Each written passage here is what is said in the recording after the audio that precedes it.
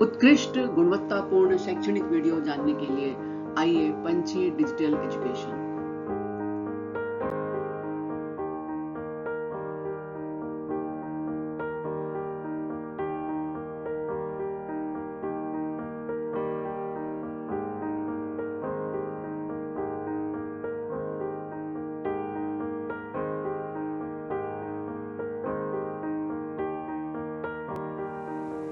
यह है हमारी कक्षा छठी की भूगोल की पाठ्य पुस्तक का मुख पृष्ठ और मल पृष्ठ या पश्च पृष्ठ। किसी भी पुस्तक का मुख पृष्ठ उस पुस्तक के पूरे घटकों का एक आईना होता है। और इस अपनी पाठ्य पुस्तक में आप देख रहे हैं पृथ्वी का ग्लोब लिए हुए दो बच्चे, और बहुत ही खुश हैं वो बच्चे। यानी हम कक्षा छठी की अपनी इस भूगोल की पुस्तक में पृथ्वी के ग्लोब के बारे में जानकारी प्राप्त करेंगे। और उसके पश्च पृष्ठ पर बहुत सारे छायाचित्र दिए हुए हैं जो आपके पाठ के विभिन्न घटकों से संबंधित हैं।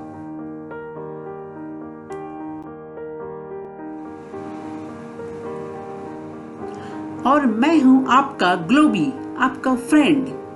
पूरी किताब में आपके साथ साथ चलूंगा और आपसे बहुत कुछ बातें करता रहूंगा।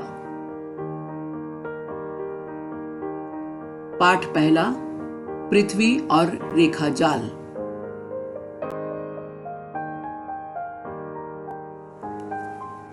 लो, मैं फिर से आ गया ग्लोबी, आपका साथी, आपका दोस्त।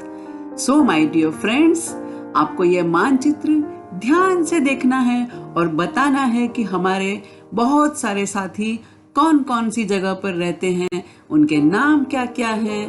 तो चलो मिलते हैं अपने फ्रेंड से। एनरिके ये रहता है लीमा में, ग्राहम रहता है सेंट पीटर्सबर्ग में, नतालिया रहती है रोम में, कात्या रहती है किम्बर्ली में, और आगरा में रहता है हमारा दोस्त शाहिद। आगरा मेरे देश का शहर यानी भारत देश का शहर। पोर्ट ब्लेयर ये भी भारत का है और यहाँ रहती है मीनाक्षी। और टोक्यो में रहता है हमारा दोस्त मिचिको। अरे वाह, ताजमहल। कहाँ है ताजमहल? ये है आगरा में, दुनिया की खूबसूरत इमारतों में से एक इमारत। और आगरा है कहाँ? भारत में। और भारत है एशिया महाद्वीप में। तो चलो अब अपने और साथियों से पूछते हैं कि उन्हें ताजमहल किस दिशा में दिखाई देता है।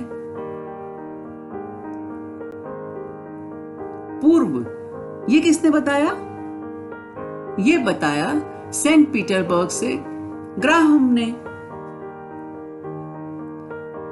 किम्बर्ले से कात्या ने बताया कि ताजमहल उसे उत्तर दिशा में दिखाई देता है। टोक्यो से मिचिको ने बताया कि ताजमहल उसे दक्षिण दिशा में दिखाई दे रहा है। और पोर्ट ब्लेयर से मीनाक्षी ने बताया कि ताजमहल उसे उत्तर दिशा में दिखाई दे रहा है।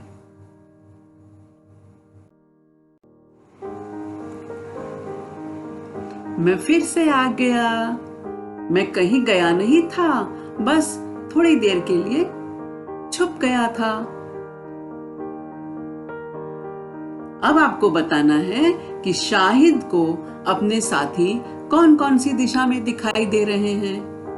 तो शाहिद ने बताया कि मीनाक्षी उसे दक्षिण पूर्व यानी आग्नेय दिशा में दिखाई दे रही है,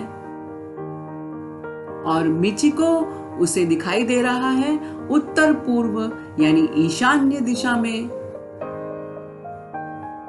और हमारी फ्रेंड नतालिया दिखाई दे रही है उत्तर पश्चिम यानी वायव्य दिशा में। और बहुत दूर हमारा एक दोस्त एनरिके, वह दिखाई दे रहा है दक्षिण पश्चिम यानी नैऋत्य दिशा में। अब यदि यही प्रश्न हम और लोगों से करें तो वो भी अलग अलग दिशा के बारे में बताएंगे। हेलो, मैं आया। अब हम बात करते हैं अलग अलग लोगों से और उनसे पूछते हैं कि उन्हें शाहिद कहाँ कहाँ दिखाई दे रहा है। तो चलो देखते हैं। सबसे पहले हमने पूछा एनरिके से। एनरिके ने बताया कि शाहिद उसे उत्तर पूर्व यानी ईशान्य दिशा में दिखाई दे रहा है। फिर मिचिको ने बताया नहीं नहीं, शाहिद तो दक्षिण पश्चिम नैऋत्य दिशा में है। मीनाक्षी बोली हटो, शाहिद तो उत्तर पश्चिम दिशा में है यानी वायव्य दिशा में है। नतालिया बोली नहीं, शाहिद तो दक्षिण पूर्व यानी आग्नेय दिशा में है। इसका मतलब कि जो व्यक्ति जिस जिस स्थान पर है उस स्थान से वो शाहिद को देख रहे हैं और उन्हें अपने स्थान से शाहिद अलग अलग दिशा में दिखाई दे रहा है।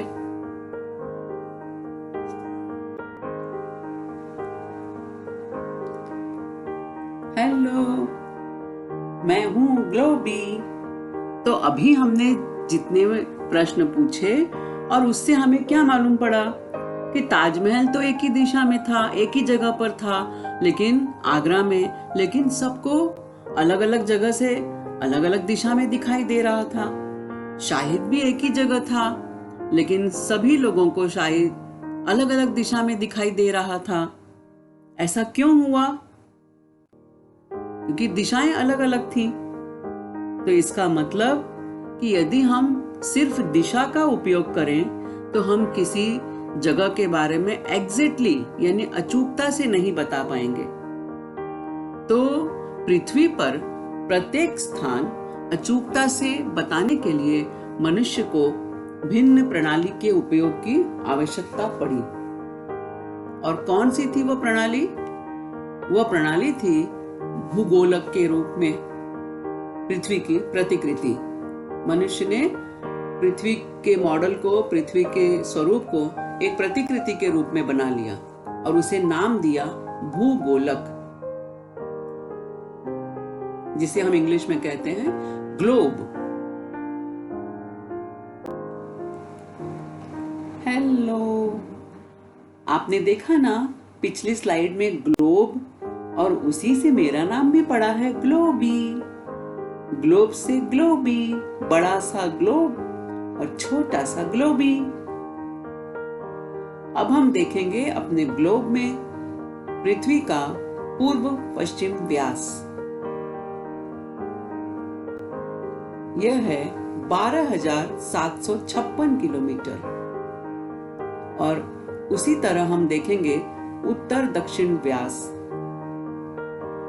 और उत्तर दक्षिण व्यास की लंबाई है 12,714 किलोमीटर। यानी हमने देखा कि पृथ्वी के पूर्व पश्चिम व्यास की लंबाई और उत्तर दक्षिण व्यास की लंबाई बहुत ज्यादा है। यानी पृथ्वी का आकार बहुत प्रचंड है, बड़ा है। जितना छोटा सा हमें दिखाई दे रहा है ना, इतना नहीं है, बहुत बहुत बड़ा है पृथ्वी का आकार। और क्या है, चलो देखते हैं। हेलो हेलो, देख रहे हैं ना हमारी पृथ्वी कितनी उबड़ खाबड़ है। जैसा आप लोग देखते हैं ना ग्लोब में, अभी हमने देखा इसके पहले, तो कितना साफ सुंदर चिकना दिखाई दे रहा था, लेकिन वास्तव में हमारी पृथ्वी ऐसी नहीं है। पृथ्वी पर बहुत सारे गड्ढे, महासागर, जंगल, पहाड़, ऐसी बहुत सारी चीजें दिखाई देती हैं। हाँ, पृथ्वी इतनी रंगहीन नहीं है, पृथ्वी बहुत ही सुंदर है, रंगों से भरी हुई। देखें कैसी है, वाह वाह, कितनी सुंदर, नीला, हरा, सफेद, भूरा, बहुत सारे रंग हैं हमारी पृथ्वी में। पृथ्वी की सतह पर महासागर, भूमि के ऊंचे और निचले भाग, वन, इमारतें और असंख्य छोटे बड़े द्वीपों के कारण प्रत्यक्ष पृथ्वी पर ऐसी आड़ी तिरछी रेखाएं बनाना संभव नहीं है। मैं आ गया ग्लोबी। कहाँ गए थे तुम? मैं गया था दुनिया की सैर करने और अब आपको धरती के बारे में बहुत कुछ बताऊंगा।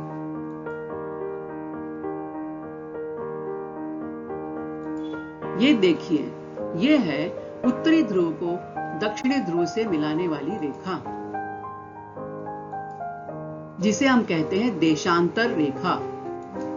और ये है पृथ्वी को दो समान भागों में बांटने वाली विषुवत रेखा, भूमध्य रेखा। आड़ी रेखा जो है इसे हम कहते हैं अक्षांश रेखा। तो इस तरह हमारी पृथ्वी पर अक्षांश रेखाएं और देशांतर रेखाएं काल्पनिक रूप से खींची गई हैं।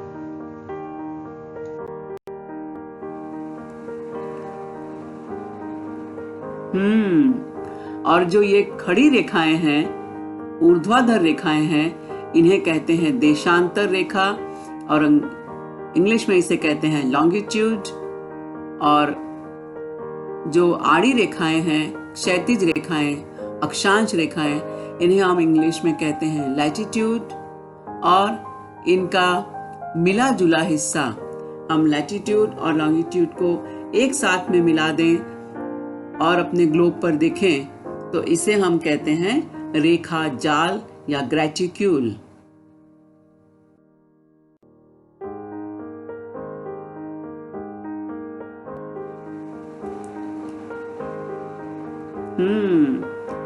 सबसे महत्वपूर्ण बात है बच्चों कि भूगोलक पर बनाई गई ये रेखाएं प्रत्यक्ष पृथ्वी पर नहीं हैं।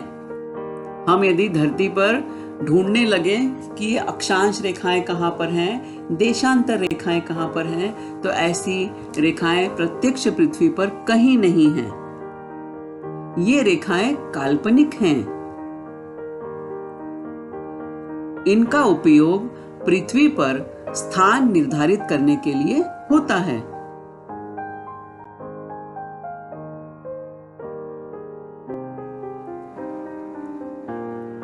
तो अपने आज के इस टॉपिक में हम पढ़ेंगे अक्षांश रेखाओं के बारे में, विषुवत रेखा के बारे में, उत्तरी गोलार्ध, दक्षिणी गोलार्ध, उत्तरी ध्रुव, दक्षिणी ध्रुव और अक्षांश रेखाओं का मूल्य और वाचन।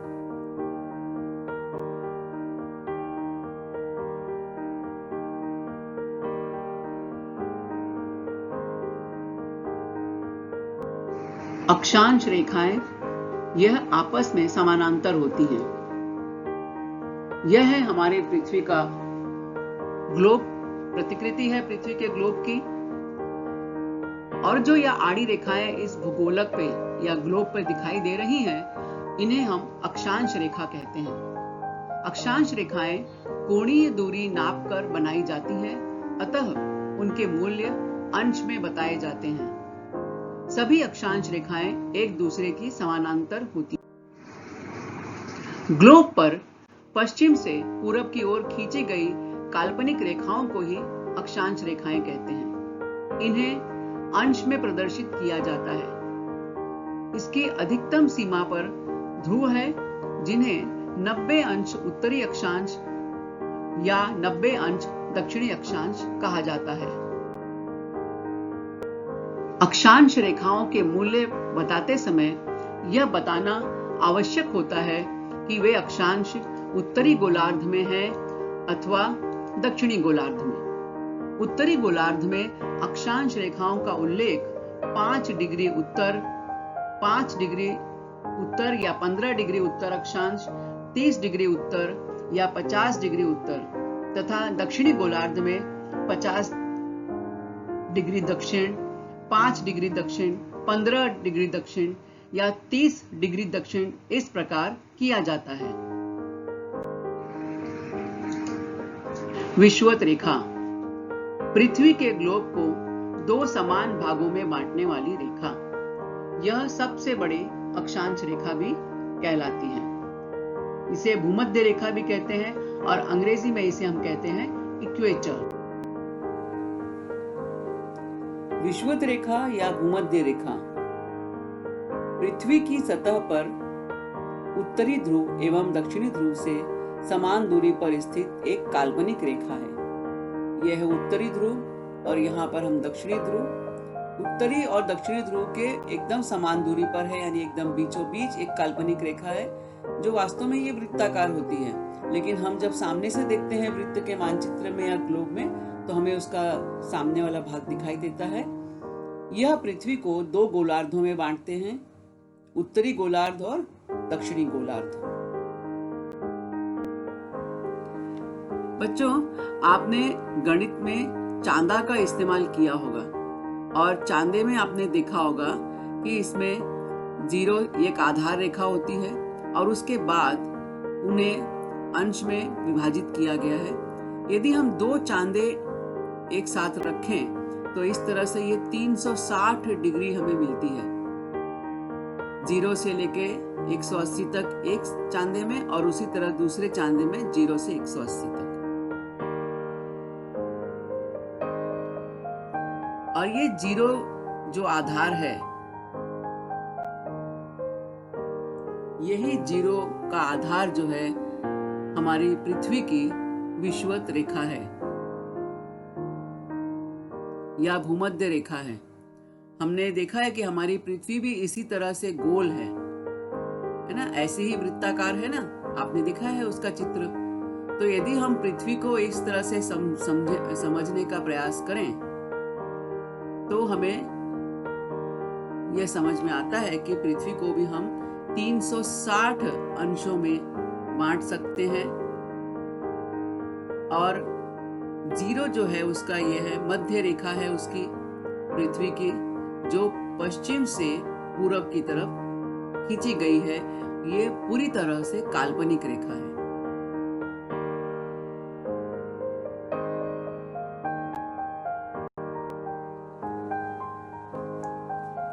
ये इक्वेटर, भूमध्य रेखा या विषुवत रेखा, यह विषुवत रेखीय प्रतल से अक्षांशों के कोण की गणना की जाती है।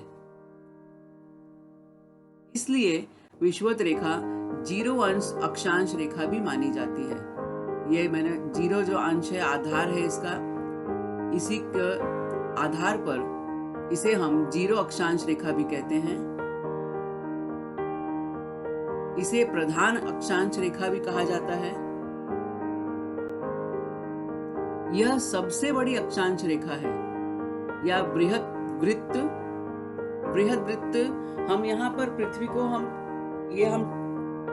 जो है 2 आयामी चित्र देख रहे हैं, यानी तो इसमें हमें केवल आगे का ही चित्र दिखाई देता है, लेकिन हमारी पृथ्वी चपटी नहीं है, एक गोल है।